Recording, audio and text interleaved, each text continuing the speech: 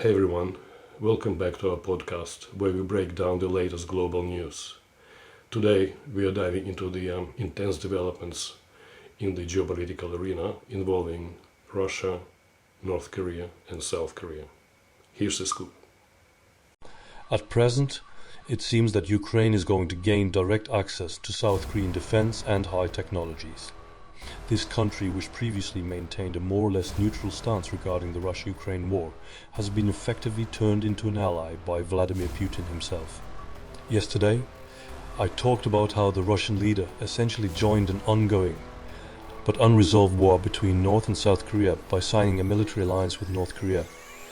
Essentially, what happened is that Putin became a military ally of the backward, wild, totalitarian North in its struggle against the democratic high-tech South. Consequently, the South has now by default become an ally of Ukraine. Putin probably thought that the papers he signed in Pyongyang, as usual, wouldn't matter much and that no one would pay attention.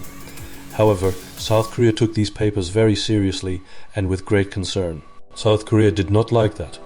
Putin officially became a military ally of Kim Jong-un, who openly dreams of the complete annihilation of South Korea and its annexation.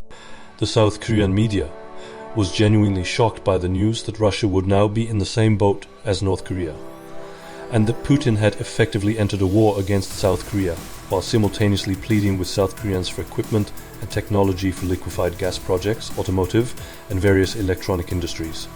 The fact is, Russians do not possess such technologies or equipment, while South Korea does. What seems most ironic to me is that until recently, South Korea is quite neutral towards Russia, saying you have a war somewhere far away in Europe. It doesn't concern us. I think South Korea and possibly Israel were the only civilized countries not imposing any sanctions on Russia and continuing trade as if nothing was happening, closing their eyes to the invasion and murder of Ukrainians. I don't quite understand this approach, as it seems unethical to me, but that's a separate topic. Currently, the important thing is that Vladimir Putin managed to turn a neutral country, South Korea, into a hostile one, which is a significant success for Ukraine. South Korea, due to its completely irrational northern neighbor, has become the world's largest producer of ammunition and a major center of heavy and high-tech military industry. For example, everyone knows Hyundai cars, but few know that the same company produces a lot of military equipment, including very good tanks called K2 Black Panther.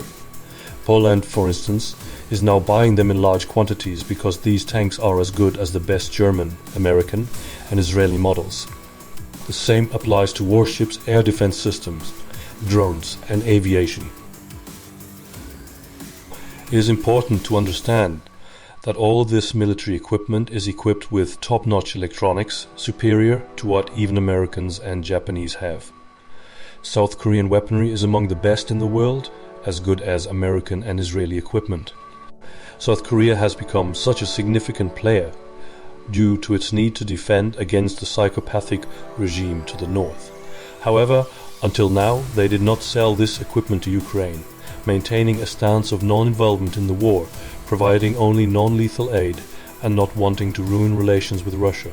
But now, due to recent developments, there is a possibility of direct arms supplies to Ukraine, including 155mm artillery shells and air defense systems, which are exactly what Ukraine needs.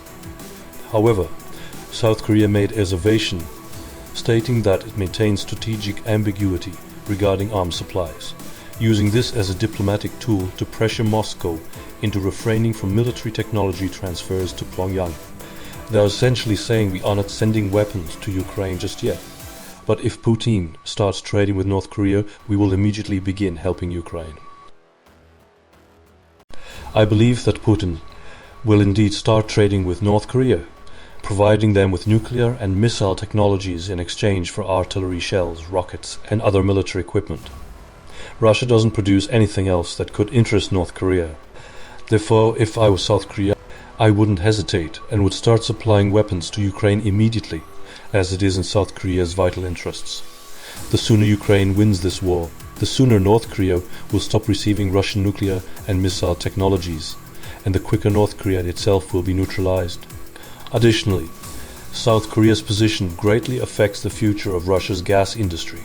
Russia's gas exports to Europe have essentially halted, and they need tankers to transport liquefied gas.